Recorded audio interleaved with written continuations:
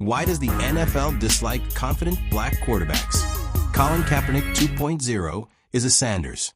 What if Shedeur just says no to the NFL? Why the NFL might be forcing the Sanders family to build their own table.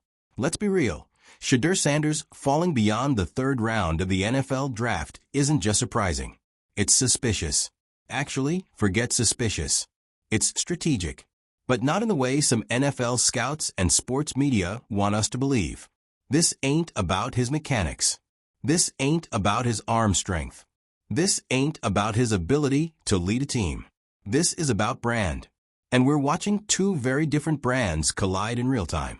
The Deion Sanders brand versus the NFL Shield.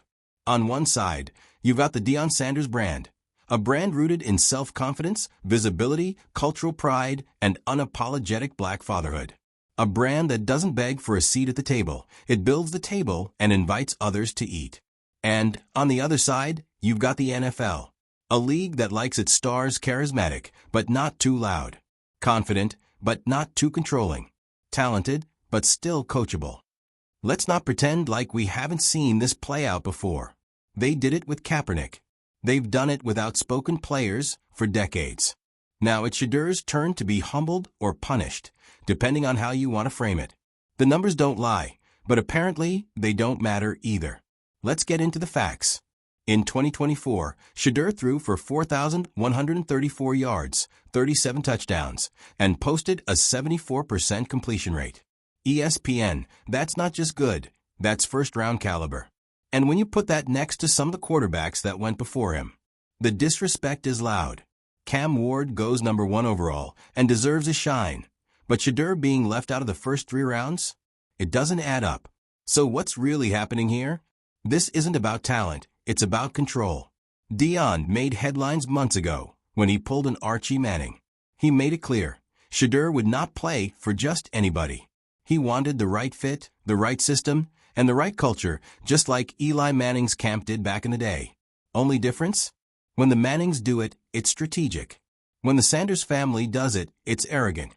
Same playbook, different headlines. That's not coincidence. That's culture clash. So what if Shedeur said, "I'm not playing your game"? Let's entertain the idea that the NFL keeps passing. Let's imagine round 4 turns into round 5. Then 6, then 7, and the phone never rings. What if the next move isn't just waiting for a free agent offer? What if the next move is revolutionary? What if Shedeur took his talents to the UFL?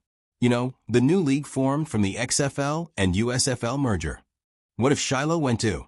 What if Coach Prime pulled up and said, "Let's do this our way"? Enter The Rock, the Spotlight, and a new playbook. The UFL is already owned in part by Dwayne "The Rock" Johnson, someone who gets entertainment, brand building, and culture.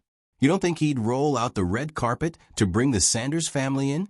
You don't think the cameras, the fans, the merch, the culture, and the storylines wouldn't explode? Deion would bring in fans. Shedeur would bring the eyeballs. Shiloh would bring the swag. And suddenly, the UFL wouldn't just be the other league. It would be must-see TV. You think 50,000 people wouldn't show up to see Coach Prime on the sideline again?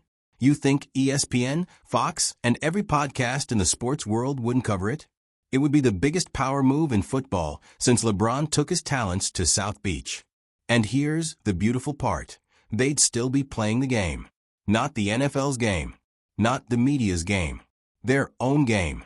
And what better place to do it than the UFL, where players are mic'd up, fans are engaged, and innovation is the brand. Where Deion's bold, in-your-face coaching style wouldn't just be accepted, it'd be celebrated. And if we're being honest, this league needs a spark. Shedeur is that spark. Deion is that fire. They could transform that league overnight. The NFL thinks it's making a point, but it might just be making a monster. The more you overlook greatness to protect the status quo, the more you create opportunities for greatness to reinvent the system. The more you try to humble people who were born to lead, the more you push them to build their own stage. And the Sanders family? They don't need the lights handed to them. They bring the spotlight with them. So whether Shedeur hears his name called today or not, let's be clear. He's already the story. He's already the headline. And if he decides to flip the table instead of waiting for a seat at it, the whole game might change. Let them keep underestimating. We'll keep imagining bigger. Let us know your thoughts in the comments, and don't forget to like and subscribe to the Shalom ENT YouTube channel. Thanks for watching.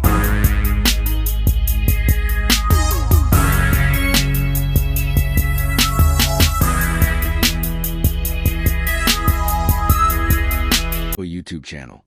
Like and subscribe to the Shalom ENT YouTube channel.